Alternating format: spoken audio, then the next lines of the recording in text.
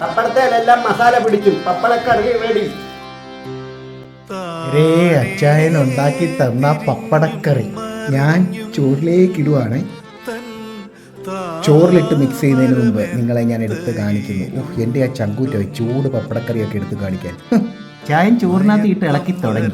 നല്ല മണമുണ്ട്, അത് കാരണം കൊതി വരുന്നു. ഞാൻ എടുത്ത് കാണിക്കുന്നില്ല, ഞാനൊന്ന് ടേസ്റ്റ് ചെയ്യട്ടെ. ചോറിലിട്ട് ഇളക്കട്ടെ, കഴിക്കാം. വീണ്ടും വീണ്ടും ചോറ് കഴിക്കാൻ പറ്റിയൊരു കറി അച്ഛൻ ഉണ്ടാക്കി തന്നിരിക്കുന്നു, പപ്പടക്കറി.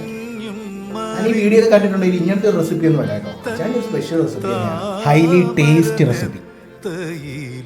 ഒന്നും വേണ്ട, പപ്പടക്കറി ചോറിനകത്ത് ഇട്ട് ഇങ്ങനെ കുഴച്ച് കുഴച്ച് കഴിച്ചാൽ മതി.